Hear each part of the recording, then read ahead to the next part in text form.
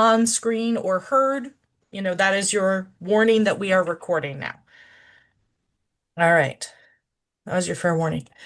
All right, folks. Hello, welcome to the FY27 General Operating Support Single and Multi-Year Applicant Workshop for the DC Commission on the Arts and Humanities. You may be saying, but wait, it's 2026. What do you mean FY27? And this is just that real weird thing we do where we work in multiple years at the same time. So we are working on our fiscal year grants in the year before. I promise it's okay. So hi, I am Carrie Kaliba. I am one of the grant managers here at the Commission. Two of my colleagues are here, Shari and Ben. They are going to help me out here today. Thanks for being here, guys.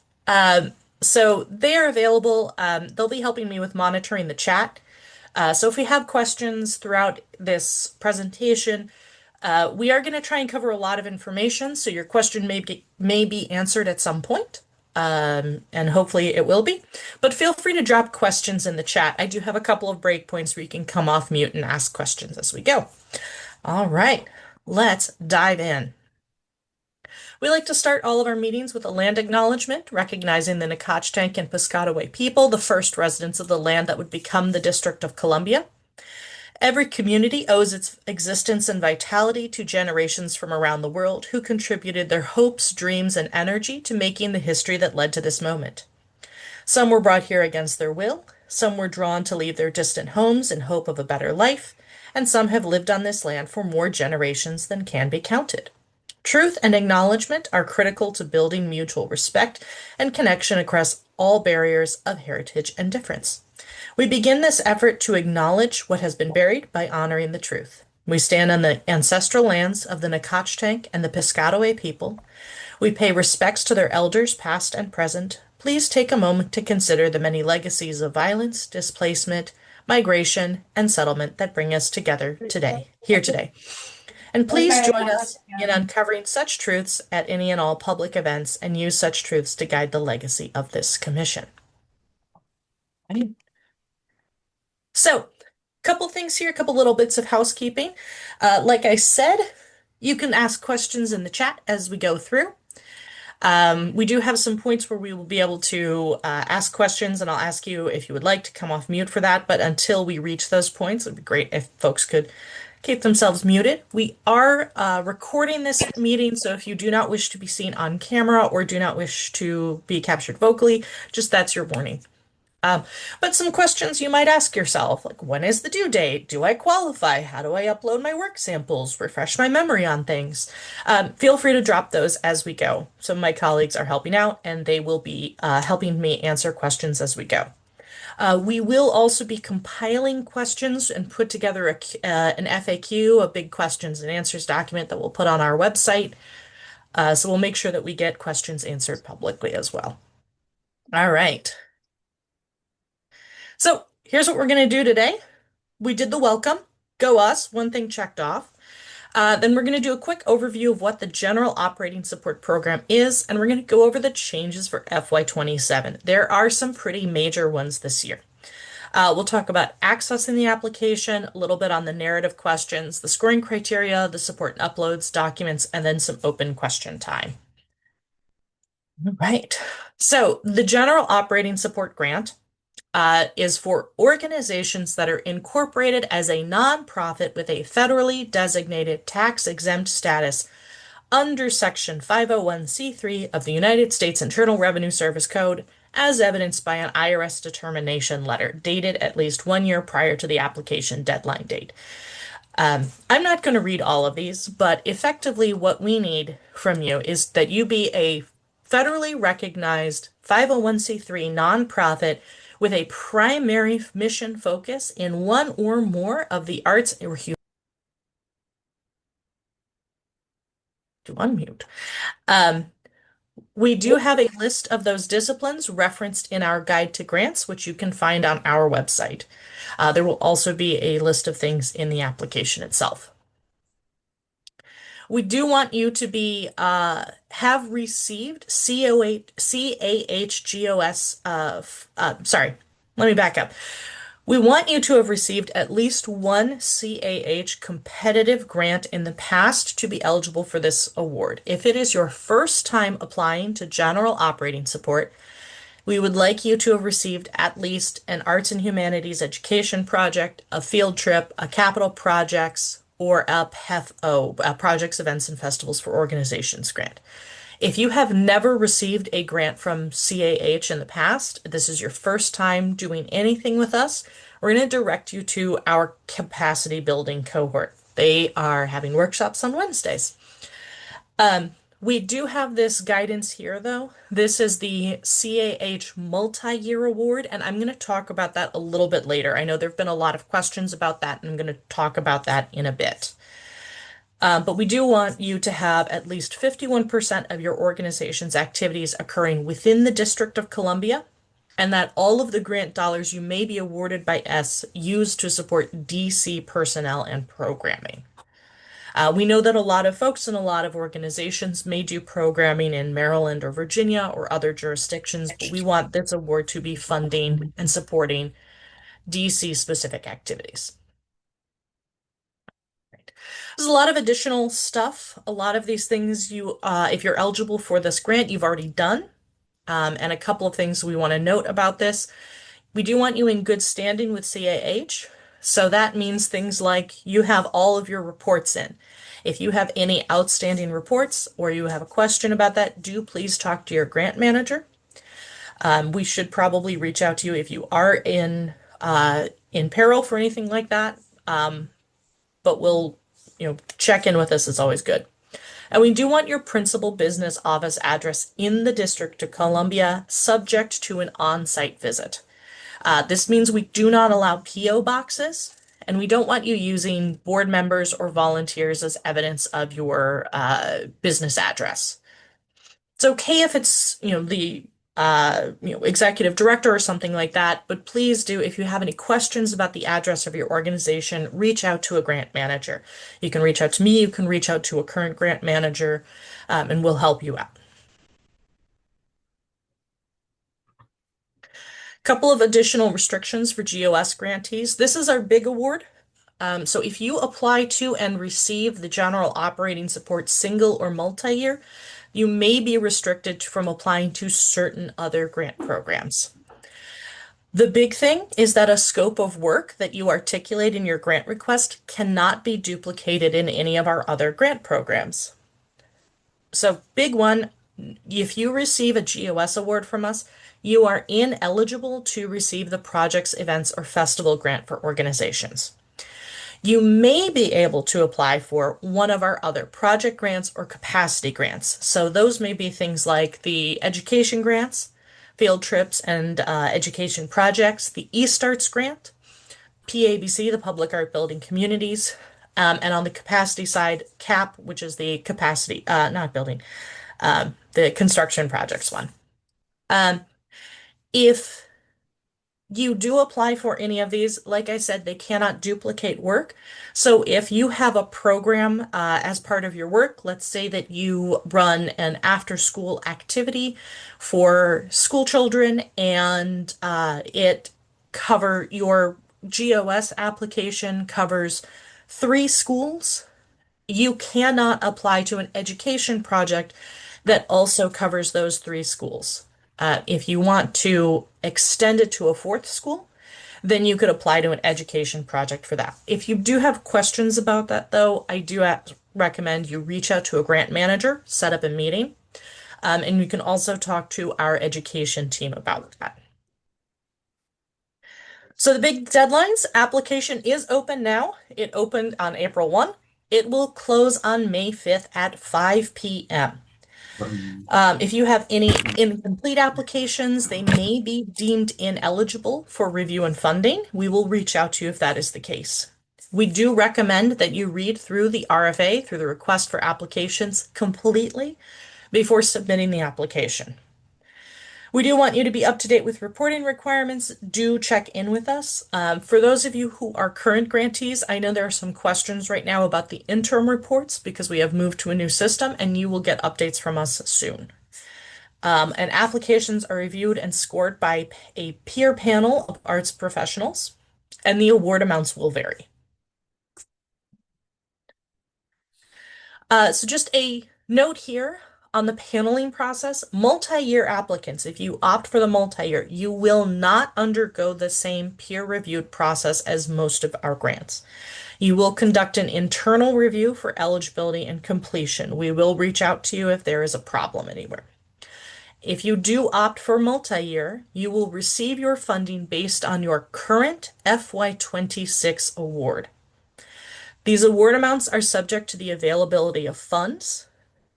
You may not receive the exact same amount that you are currently receiving. You will not receive a larger award than you currently have. But the award amounts will be adjusted according to availability of funds, like I said. So, for example, if we experience a 10% budget reduction, we will reduce your award likely by 10%. And we'll do that across the board. And all grant programs would be experiencing a similar funding adjustment in that case. Any questions so far? Any highlights from the chat that I should touch on, Sherry or Ben? Yeah, Carrie, can you respond to Dan Miller's question, which is, Yes. should we ensure that all grant dollars go to staff who reside in DC? If we have MDVA staff who are programming in DC, is that okay? I was in the middle of responding. Yeah, we would like the dollars to mostly go to DC staff and DC programming as much as possible. Um, so, The the focus on pro that. the programming has to be in DC, and panelists are looking and will be considering how much of your staff is in DC since these are DC awards, but your staff don't have to reside like in DC as long as the programming takes place there, but it is something the panelists are looking for. Yeah. And if I'm not misunderstanding this, the dollars from the award are not tracked directly to either a staff member with a DC address or a staff member without a DC address. It's that for eligibility for the program, at least 51% of your activities need to take place in the district, and panelists are looking to see the commitment within the district community, and that would be reflected in payroll. Mhm. All right. All right. I'm going to keep us moving just because I'm also on a time crunch here. So let's talk a little bit about single year versus multi-year. I know there are a ton of questions about this. We've been receiving them. Um, just so everybody knows, next Tuesday there is a open Q&A session about single year versus multi-year. David Markey will be there, our deputy director, and Terrell Johnson, our senior grants officer. You can register for that event now. It is on our Eventbrite, where you would have registered for this workshop as well. But I'm going to do a short, quick highlight points here review of what the difference between the two is.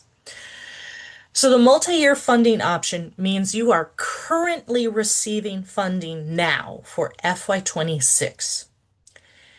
It's going to be an opt-in program. We're not just going to tell you you're getting FY27 funding based on this. It's the same timeline. You're still going to apply. You're going to apply using the multi-year option. And it's the same timeline as the single year grant. It's going to be due on May 5th. If you are currently receiving a multi-year grant, your FY26 award is an extension of your FY25 award.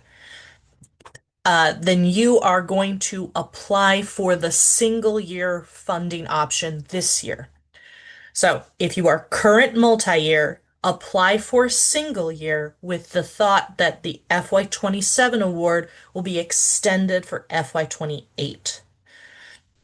If you are in the position to be applying for multi-year this year, you have a single year award and you have the option to apply for a simplified application. If you have any questions about your status, do reach out to staff.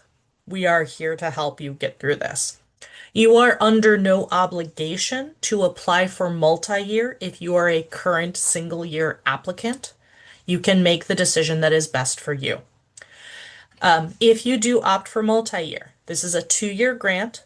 It will be paid out in 4 payments through our DIF system. You are currently in the first year of it.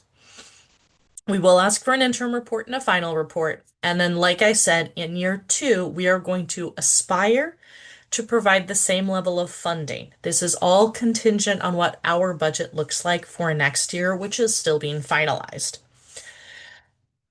Okay, I'm not going to get into the nitty-gritty here of the actual numbers. I'm going to defer that to the Q&A session, and we will send out some more information about that.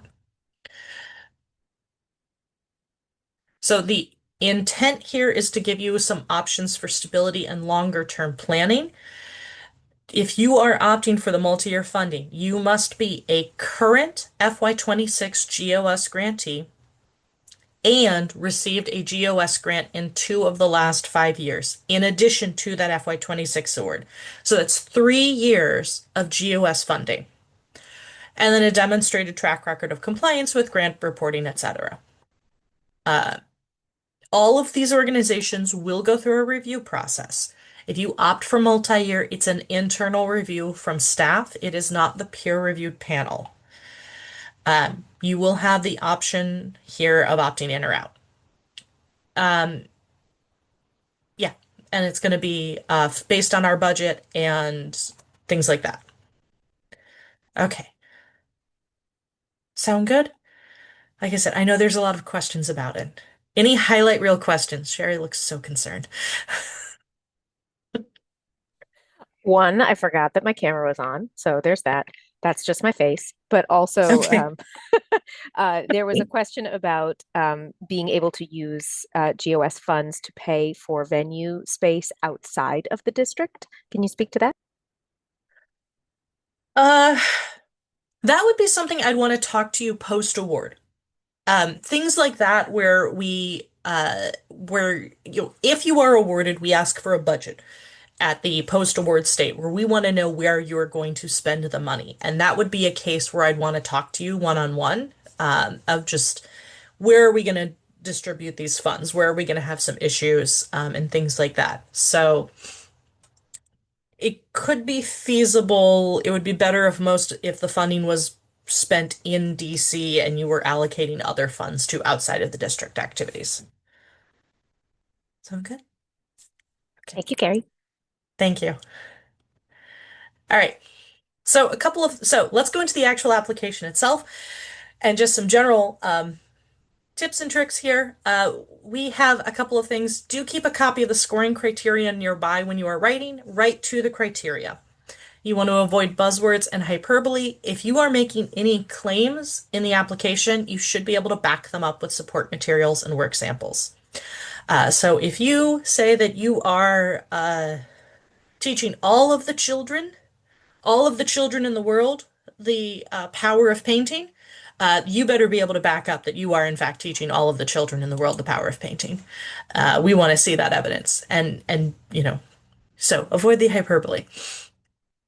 We really recommend asking somebody outside of the organization to read through your narrative responses and give feedback. Every so often, you might come up to a case where people just don't quite get the work that you do. Something is very specialized or something like that. How would you convey the work you do to an audience that maybe isn't deep into it? Like, we talk about this all the time at the commission. We are so deep in the weeds on things, and sometimes we have to take a step back and figure out what it is we're trying to communicate. You want to give a complete picture of your organization and its work. This is general operating support. And try to use accurate data in your application when available and where appropriate. So the review and scoring. This is going to be reviewed and scored by a panel of arts and arts management and humanities professionals. And this is one of the big changes from last year. We have shifted the criteria around. If you are using last year's criteria, it has changed. The wording has changed and the distribution has changed. So we've got arts, humanities, or arts education merit, capacity and sustainability, community access and engagement, and community impact.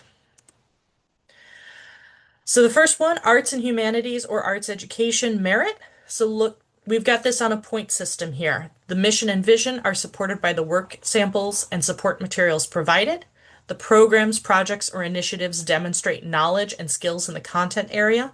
The projects, programs, initiatives utilize the personnel that have a demonstrated experience in this work. Capacity and sustainability, this is going to be a lot of the financial picture. So this is going to be through your support materials and your other uploaded documents that you've got the appropriate oversight, financial controls, and governance to carry out your programming. And you've got that necessary expertise and administrative personnel in place to deliver your services and programming. Community access and engagement and community impact. You may be asking yourself, but wait, last year when I filled this out, there was a section called IDEA. This is that section. We've renamed it.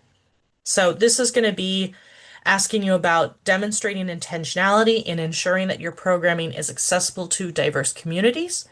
We want to see a demonstration that DC residents are the core audience for your programming and services. And community impact. We want some qualitative and quantitative strategies to determine that organizational impact in detailing changes. And we want to see that commitment to hiring DC resident arts and humanities professionals to deliver programming. Like I said, it's okay if folks are living outside the district. We want to see, though, a commitment to DC. We do have some workshops coming up, though, on highlighting culture and community in your grant application. These are led by one of our staff members, Grace Allen. And attendees here are going to learn tips to better ensure that their application highlights areas such as cultural impact, universal access, community engagement, and the unique contribution to the amplification of the arts and humanities across all 8 wards of the district. This is another thing that is on our Eventbrite right now. You can register. One of these workshops is tomorrow at 2 p.m. and then Friday, April 24 at 3 p.m. So you are more than welcome. They are, of course, free to attend. They will be virtual. I believe they will be recorded. We've been trying to record all of our workshops as best we can and post them on our YouTube channel so that you have access to them when you are available. So yes, the first workshop on this is tomorrow at noon. I'm gonna take a little sip. Any questions so far? Any highlight reels questions? No? Fantastic. Oh, really quick, Gary. There Wait, was there was one about AI, the AI question. Do you want to give a little thing about that? I would love to. Yes, there is a question about AI usage. It is not going to impact you. It is not going to penalize you. It's not going to privilege you in any way. That is entirely a question that we are using for information gathering. We just want a better picture of how things are being used. Like I said, it's not going to hurt you. It's not going to harm you. It's not going to help you in any particular way. It is a purely informational question that we are asking. Think of it as a data point in the same way that we are asking what ward you are located in. All right. I know we've gotten a lot of questions about that particular question, and that is a purely informational one. All right. So, accessing the application. This is one of the other major changes of this year. We are off of our old portal. You may have heard us call it Jungle Lasers. You may have heard us call it the Grants portal. You may have heard us say some other things about it. We are now using Submittable. And I've got a couple of things to say on that. And one of those is going to be here. You're going to access it much the same way. We're going to do our grants, go to our website, go to grants, and you're going to scroll down and you're going to find a grant application portal. You'll see the historical one, Jungle Lasers. Don't click on it. It's bad for you now. Use Submittable. This is what we're using going forward. And let's take a brief look at that, shall we? I'm going to stop sharing that screen and start sharing this screen. All right. So we have landed on dcarts.dc.gov. This is our website. Image of band playing. If you scroll down, you can come from these top uh, words are failing me, drop-down menus and find your way to grants here. You can also click on the icon here for apply for grant. If I go on there And then I will scroll down. You can see the current funding opportunities. Right now we have the PABC grant open and we have General Operating Support RFA. Your first stop will be here where you will click on the General Operating Support RFA and then you will read through it. You will read through all of it. It will be wonderful and it will be exciting reading for you. We worked really hard on it. But we have the RFA. We have also a link to our Eventbrite page where you can sign up for any of our workshops and you have access to the portal. But maybe you skipped that step, even though I asked you to, and I asked you to nicely. Please read it. And you come down here to the General Grants Resources. Here you can get information on our closed RFAs, our grantee directory, resources for applicants. This is going to be a lot of paperwork, and most importantly, the portal, submittable. Et voila. So here is the new portal. We are using this going forward, as I said. If you are applying for GOS, you probably have a history with us. If you have a history with us, you did receive an email from Submittable. It went to the email we had on file for communication with you. If you did not receive it, you may not be the original email that we should have that it sent to, and it's going to the one we have on file, or it may be sitting in your spam folder. Either way, if you run into any problems with this or you did not receive this, reach out to us so we can give you guidance for access. But you should have this. We did export everyone's profile. Great. So you should have it, is what we're saying. Here you will find all of our grant opportunities that are available right now. PABC, the single year application, the multi-year application, and capacity building. Capacity building is for the totally new folks. You've never applied for a grant with us before. As of next week, you will also find East Arts and projects, events, and festivals for individuals and organizations. All right, so let's take a look here at the single year application. So we are going to log in. I'm going to log in.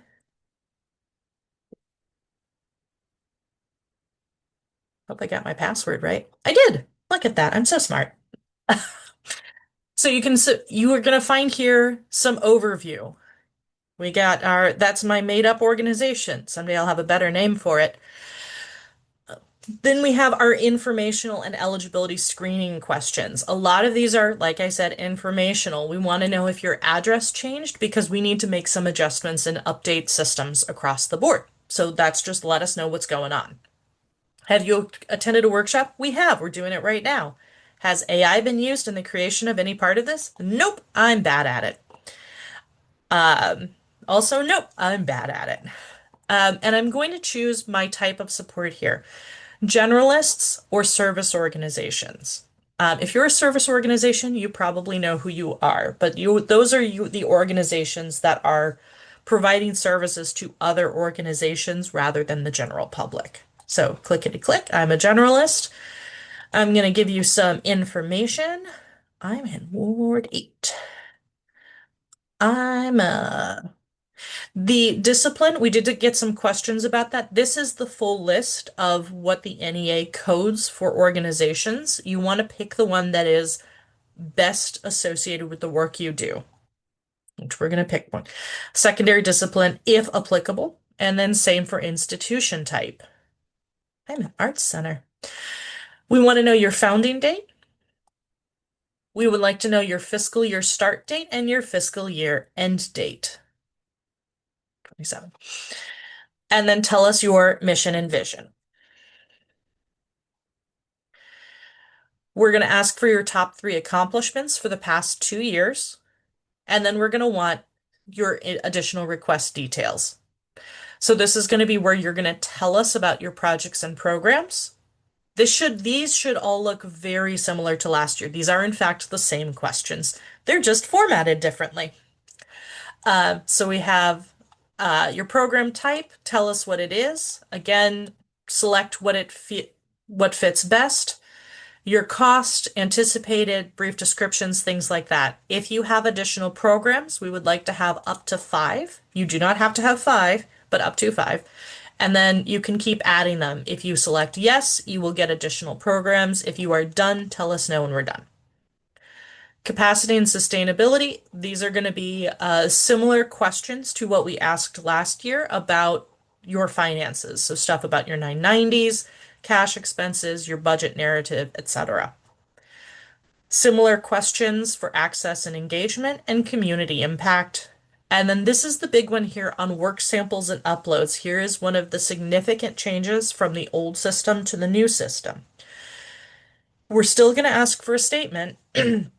We're still going to ask for all of these documents, like your balance sheet, your board of directors. We have the full list in our uh, uh, RFA.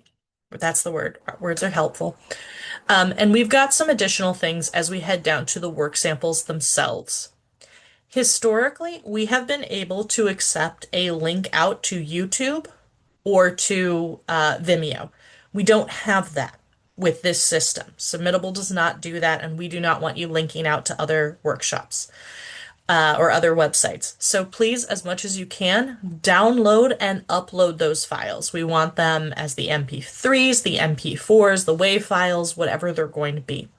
If you do have any questions or concerns about tech support or how to convert files or anything like that, reach out to us. We are here to help make that conversion work for you. We do have some guidance on what type of things we would like. We have some here. The work samples can be 10 still images or 2 5-minute videos or 3 5-minute audio files or an appropriate mix of those. Maybe it's 5 images and 1 video. If you have questions about any of those things, what you should be including as part of your application, reach out to us. We are also learning this system with you, so we would like to help, and we want to make sure this is as successful as possible. Hey, Carrie, Yeah. just really quick, because I actually don't know the answer about this in Submittable. I know that the text Mhm. boxes have word count, but do the files that they're submitting have word count requirements? The files submitted do not have a word count requirement. The best guidance I have ever been able to give on the file size requirements.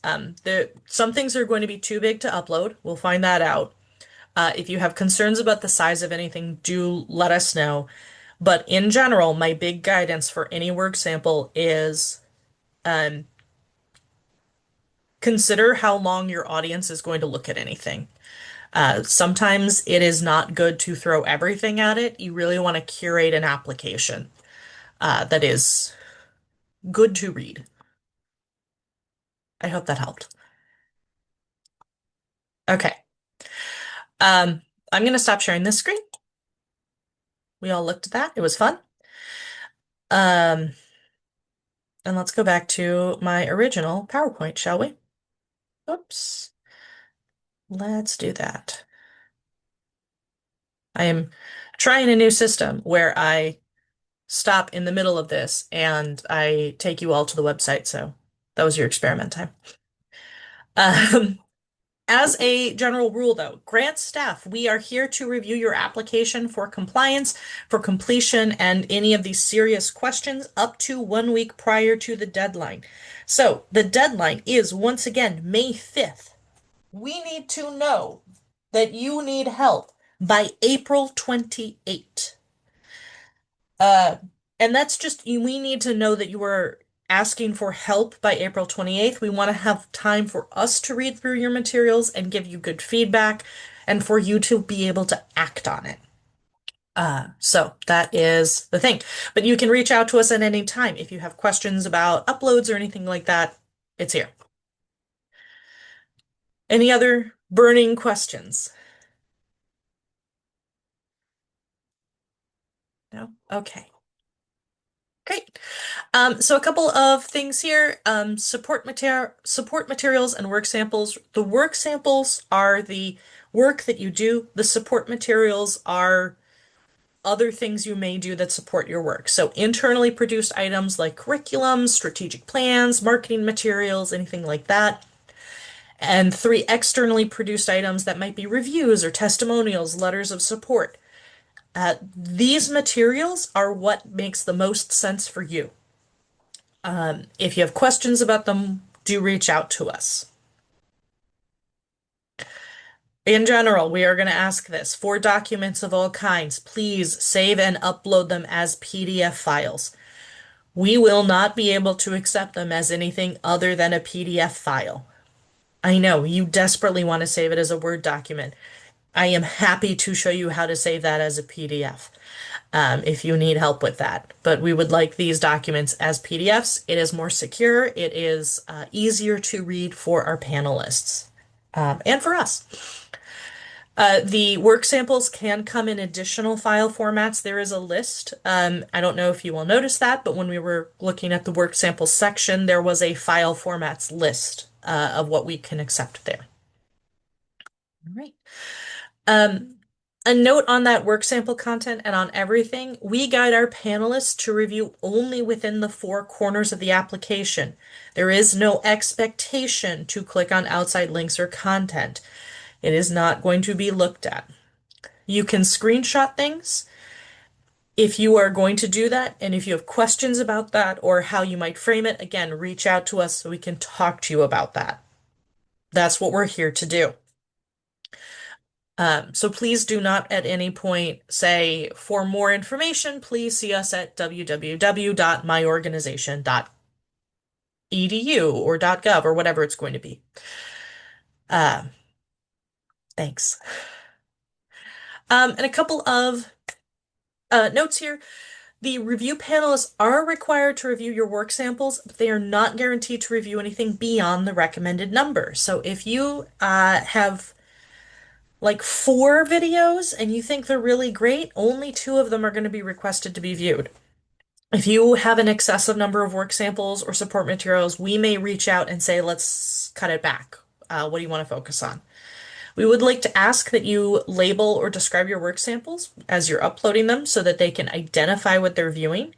If, for example, you have a 20-minute video and you can only upload it as a 20-minute video and you don't you think cutting it is going to be an undue burden, that's fine. In the work sample description, please tell us the timestamps so that we can focus in on that. And like I said, again, I'm going to say it so many times, if you need help, reach out to us. Great. As you are going, applicants should be able to view and or play all the work samples. If you can't play it, they can't play it. If you can't play it, I can't play it. I want to see your work samples. Good time to check. Recent high quality samples that relate directly to your application are best. We have some size formats that are going to be recommended. We do have all of this also in our guide to grants. In general, adding more than the recommended number of work samples might weaken your application. You really want to choose your work samples that create the greatest impact and create the strongest impression of the work you do. What is it that best represents the work that you do, the organization that you are, and how you are contributing to the city? So video submissions, this is the thing. Again, we cannot take YouTube or Vimeo links. Please upload them directly. Please reach out if you have trouble with any of this. We want the highest quality samples that you can. If anything is going to be longer than 5 minutes, you have a 7-minute performance recording and it is 7 minutes. Great. Let's upload those 7 minutes. But in that work sample statement, please tell us where we should focus. Can we skip the first minute? Is the first minute just intro? Great. Let's focus in on that. And we will guide our panelists to get there. For audio submissions, this may actually not be true anymore, and I need to update this. It used to be the audio files only played from start to finish. I'm going to double check this, and we will get updates out to everyone. I'm going to make a note of that for an FAQ. If you need help with screenshots, screen capture for online content, there's keyboard shortcuts, there's the Snip and Sketch app. It's what I do all day when I make these presentations. Download any online reviews or articles or programs, save them as a PDF. All of this is great. Like I said, we are here to help you with this process. Any other burning questions? I'm not trying to rush through, I have a meeting at 2. Kind of catch your breath, Carrie. I know. Carrie, I just wanted to confirm there was a question about whether multiple people at an organization could access an organization's GOS application at one time. And it's my understanding that there is a single submitter who Yeah. owns the application. However, if you are part of an organization, I recommend collaborating outside of the portal. Yeah, that sounds right. That this is part of the submittable. This is the Yes, one account. And this is a this is part of not our re learning.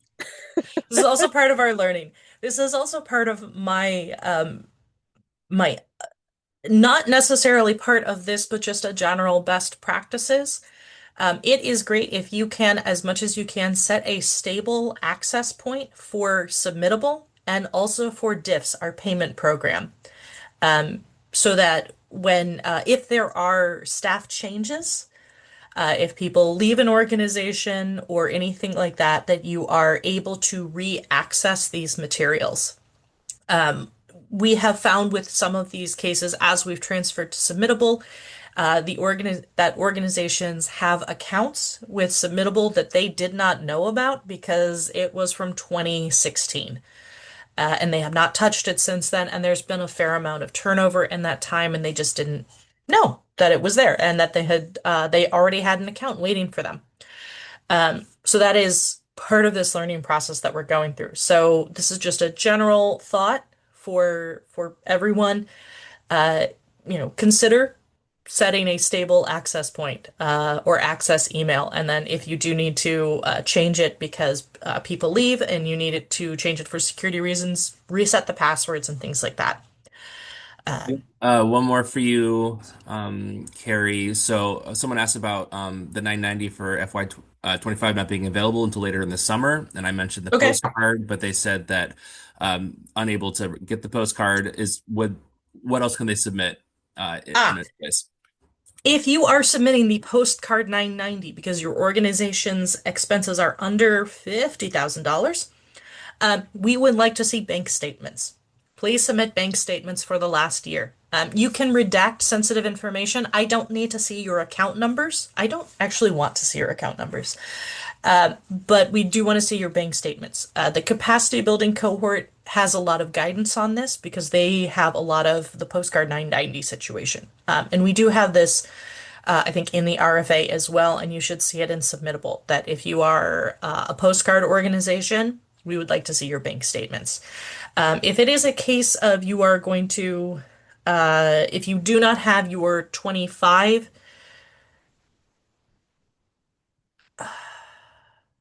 this is where it gets caught up in fiscal years so badly.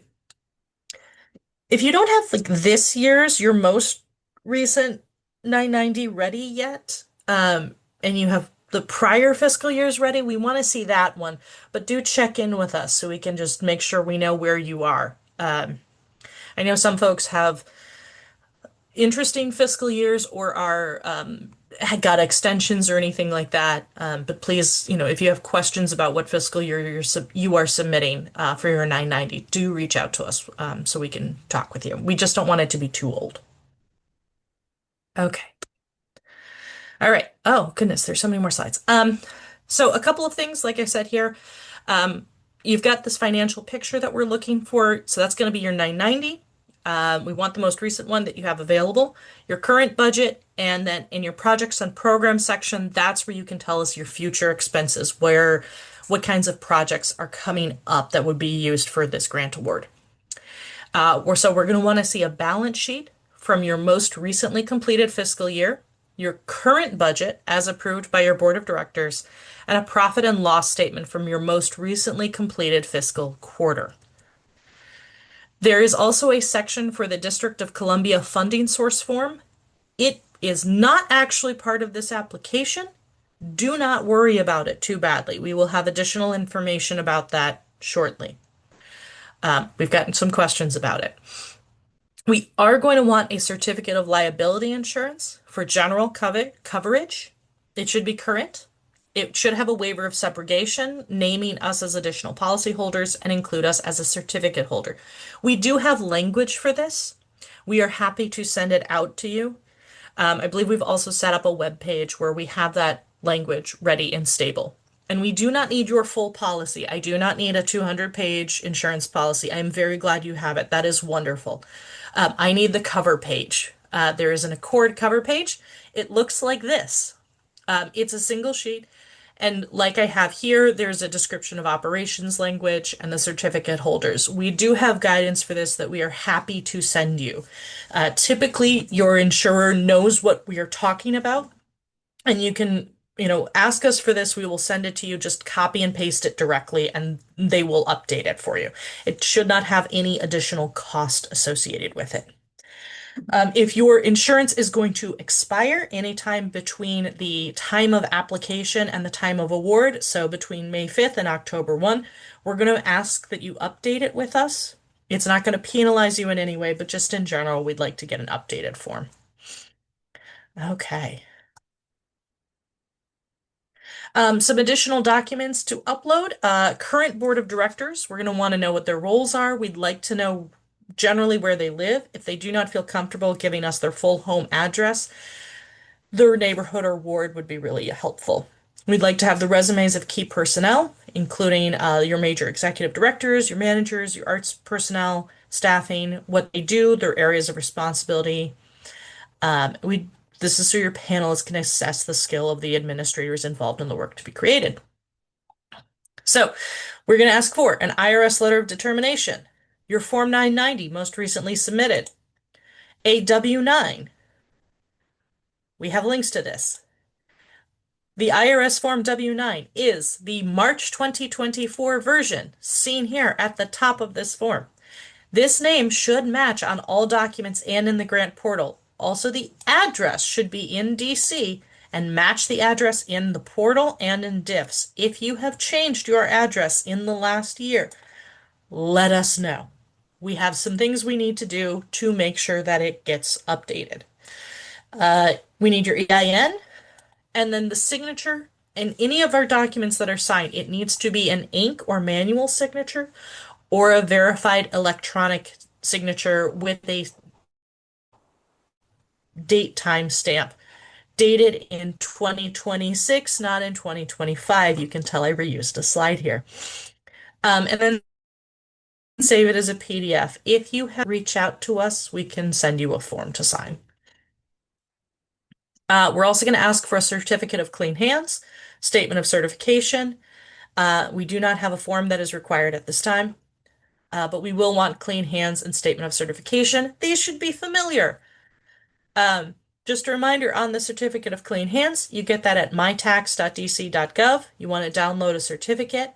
If you're having any problems, you are coming back as non-compliant, you can't get access to it, something is going wrong, you're not going to get it by that deadline, reach out to us so we know what to do and we'll give you guidance on how to move forward. The certificate of clean hands should not prevent anyone from applying. As a general note, one of my favorite things about the clean hands system, if you already have it, and you should, from last year at least, there is a notice number at the top right-hand corner. It starts with an L and it has 12-ish digits. Using that number and the EIN, you can get a new one issued without having to log back into the system. So you're going to click on Validate under the Clean Hands section on My Tax. There's Request, Validate, and Learn More. You click on Validate, follow the prompts, use your notice number and your EIN, follow the prompts, keep clicking forward, and you will get an updated certificate. It's very helpful. A lot of errors here. Statement of certification. I think a lot of folks here have done this before. Same as always. Organization name, it's the 501c3. Name and address.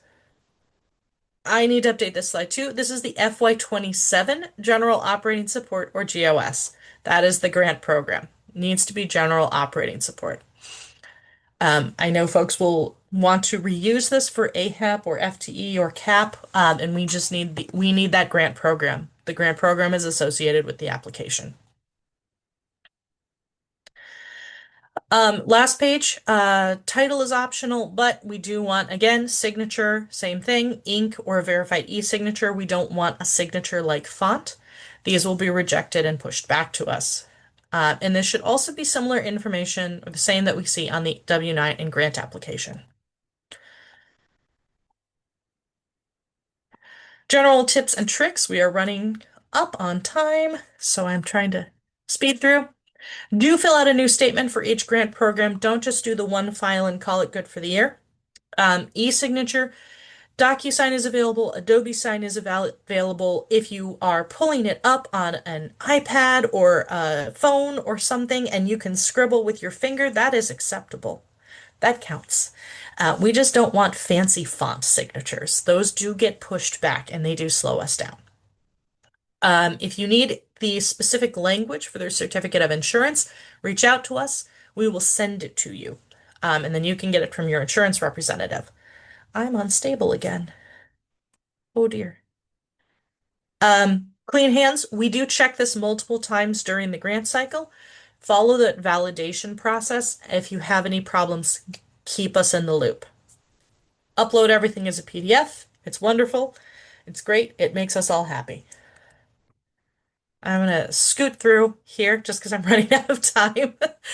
Um, some notes. We are available. Like I said, reach out to us, email us anytime. We do have some live chats. These are on Fridays at 1:30. You will have CAH grant specialists. You may not have the entire team, but you'll have a good portion of the team that we are going to be there. We can answer questions for you. The live chats do not have a formal program. They are just really drop in, stay as long as you like. You don't even have to ask a question. You can just hang out and listen. But we are available. Those are going to be every Friday throughout the open period.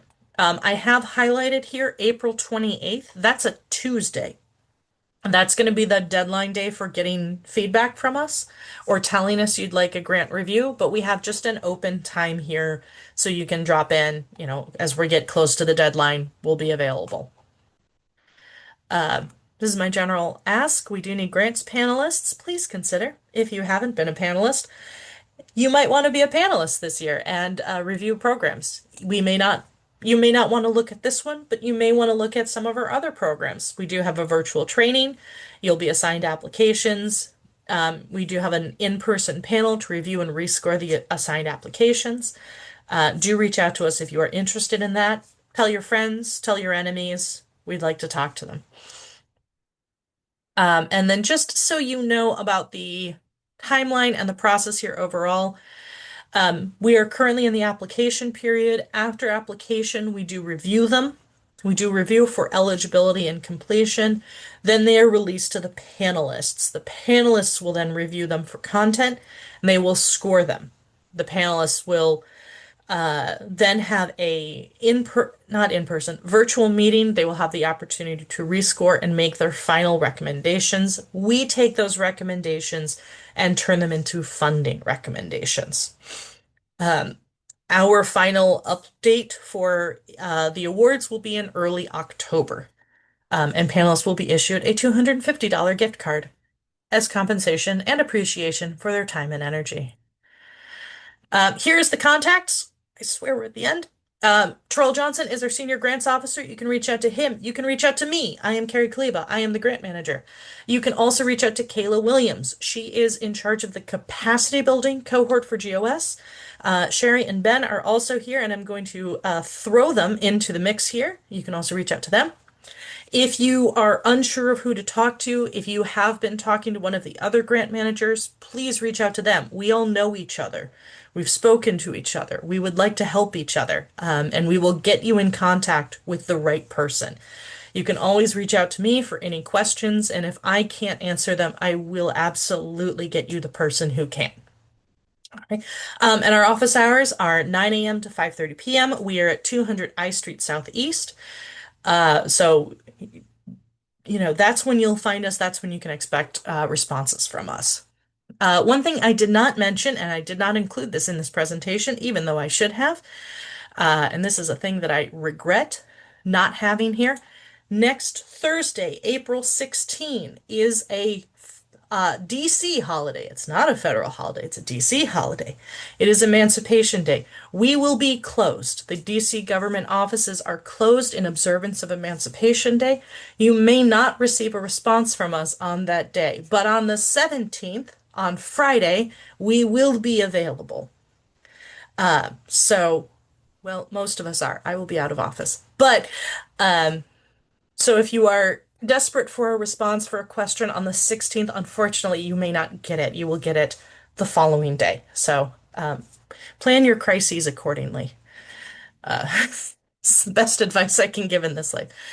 All right, folks. I'm sorry I rushed through a lot at the end. I hope that Sherry and Ben have been doing a lot of good questions here. We've been making And things up, not to worry. I'm kind of bummed everything's that doing great. Zoom doesn't have spell check, so apologies for all my spelling errors. It's typing very fast. That is unacceptable behavior. Thanks, Ben. Thanks for being here. And folks, I unfortunately do need to hop to another meeting shortly, so I'm gonna stop this recording here.